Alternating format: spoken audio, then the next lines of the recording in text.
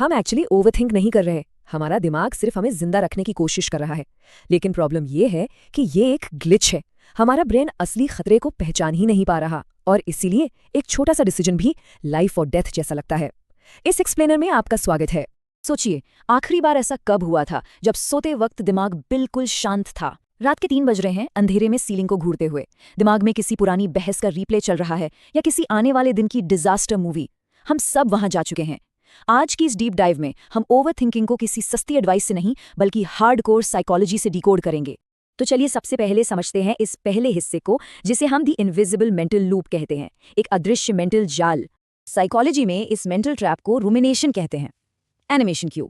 इसका मतलब है उन्हीं थॉट्स को बार बार लगातार चबाते रहना बिना किसी सोल्यूशन पर पहुंचे। और पता है इस ग्लिच का सबसे डार्क पार्ट क्या है? जब लोग ओवरथिंक करते हैं ना, तो उन्हें लगता है कि कुछ प्रोडक्टिव हो रहा है। उन्हें लगता है कि वो लाइफ फिगर आउट कर रहे हैं, जैसे जब कोई घंटों तक एक टेक्स्ट मैसेज का रिप्लाई ड्राफ्ट करता रहता है। पर रियलिटी में हम सिर्फ मेंटली खुद को पूरी तरह निचोड़ रहे होते हैं। इसको एक रियल लाइफ एग्जाम्पल से समझते हैं। नॉर्मल प्रिपरेशन और रूमिनेशन स्पाइरल में जमीन आसमान का फर्क है। नॉर्मल थिंकिंग ऐसी होती है, कल एक इंपॉर्टेंट इंटरव्यू है, चलो बैठकर अपने नोट्स रिवाइज करते हैं। Simple right? लेकिन ओवर थिंकिंग का स्पाइरल कैसा होता है? कल इंटरव्यू है, अगर मैं फेल हो गया तो? अगर उन्होंने कोई अजीब सवाल पूछ लिया, लोग क्या कहेंगे? पिछली बार की तरह ब्लैंक हो गया तो? फर्क बिल्कुल साफ है। प्रेपरेशन 0 है और दिमाग वही पुरानी एंजाइटी को लूप पर रिपीट कर रहा है। अब आते हैं दूसरे हिस्से पर, द स्मोक डिटेक्टर ग्लिच। आखिर हमारा दिमाग ये पैनिक अलार्म बजा क्यों रहा है? हमारे दिमाग का एक डीप सर्वाइवल सिस्टम होता है जो अनसर्टेनिटी को डिटेक्ट करता है। जब फ्यूचर थोड़ा भी अनक्लियर लगता है तो ब्रेन को लगता है कि कोई बहुत बड़ा डेंजर आने वाला है और वो चीख चीख कर बोलता है, सोचो और सोचो। उसका इंटेंशन हमें नुकसान पहुंचाना नहीं है, वो बस हमें प्रोटेक्ट करना चाहता है। लेकिन यहाँ एक सबसे बड़ा धोखा है। प्रोटेक्शन और प्रिडिक्शन में बहुत बड़ा फर्क होता है। ओवरथिंकिंग हमें ये फॉल्स इल्यूजन देती है कि हम लगातार सोचकर आने वाला कल प्रिडिक्ट कर सकते हैं। Wait, that's actually crazy. Imagine कीजिए किसी के घर में एक स्मोक डिटेक्टर लगा है। अब वो आग लगने पर बजे तो पूरी तरह समझ आता है, लेकिन अगर वो किचन में सिर्फ एक ब्रेड टोस्ट जलने पर ही बिल्डिंग का 5 अलार्म फायर साइरन बजा दे तो कैसा लगेगा? यही सेम चीज हमारा ब्रेन हर रोज कर रहा है।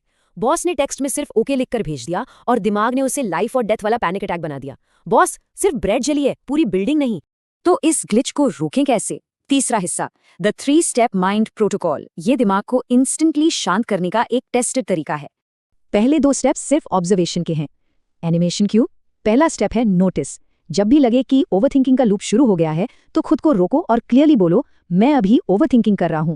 दूसरा स्टेप है नेम। अपनी फीलिंग को एक लेबल देना, जैसे ये फ्यूचर की एंजाइटी है या ये सिर्फ रिजेक्शन का डर है। मॉडर्न रिसर्च बताती है कि जब किसी पैनिक स्टेट को एक नाम मिल जाता है तो ब्रेन तुरंत काम होने लगता है और उस इमोशन की इंटेंसिटी आधी हो जाती है। और तीसरा स्टेप है नज। हमारे ब्रेन को फिजिकली नज करना। कोई फिजिकली ग्राउंडिंग एक्शन लीजिए, जैसे अपनी जगह से उठकर एक ग्लास ठंडा पानी पीना या विंडो खोलकर बाहर की ताज़ी हवा फील करना। हमारा नर्वस सिस्टम लगातार एक्सटर्नल डेंजर ढूंढ रहा होता है। ये छोटे फिजिकल एक्शंस ब्रेन को एक डायरेक्ट सिग्नल भेजते हैं कि हम बिल्कुल सेफ हैं, यहाँ आसपास कोई शेर नहीं घूम रहा है। इसके आगे एक और ऐसी आदत है जो हर किसी को डेवलप करनी चाहिए। ये एक मैसिव पर्सपेक्टिव शिफ्टर है, जिसे कहते हैं द 5-5-5 रूल।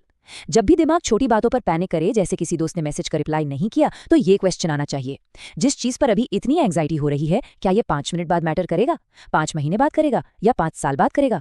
अक्सर इसका जवाब होता है बिल्कुल नहीं। ये एक सिंपल सवाल उस पैनिकिंग दिमाग को इंस्टेंट रियलिटी चेक देता है। अब एक ऐसी टेक्निक जो सुनने में थोड़ी बैकवर्ड्स लगती है, इसे कहते हैं स्केड्यूल्ड वरी टाइम। रोज दिन के एग्जैक्टली 15 मिनट फिक्स कर लेने चाहिए, जहां एक ही टास्क होगा, सिर्फ और सिर्फ वरी करना और अपनी सारी एंग्जाइटीज को एक पेपर पर लिख डालना। Okay, but here's the thing, अपने पैनिक और डर को ऐसे शेड्यूल करना सुनने में वाइल्ड लगता है, आई गेट इट। लेकिन जब हम अपने दिमाग को ये बोलते हैं कि इसको रात को ठीक 8 बजे सोचेंगे, तो हम उन थॉट्स को दबा नहीं रहे होते, हम उनको एक डेजिग्नेटेड जगह और वक्त दे देते हैं। और एग्जैक्टली यही प्रोसेस उस ऑल डे बैकग्राउंड एंग्जाइटी को पूरी तरह स्विच ऑफ कर देता है। दिन भर डलने की जरूरत नहीं है, 8 बजे का टाइम उसके लिए ही रखा है। आखिरी हिस्सा, द इल्यूजन ऑफ कंट्रोल, नियंत्रण का भ्रम। यहाँ पर ओवरथिंकिंग की सबसे असली जड़ छिपी है।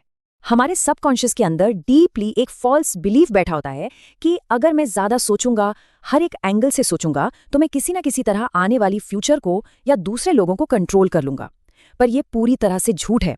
जैसे फ्लाइट में टर्बुलेंस के वक्त सीट की आर्मरेस्ट को जोर से पकड़ लेने से प्लेन कंट्रोल नहीं होता, वैसे ही ज्यादा सोचने से फ्यूचर बदलता नहीं है।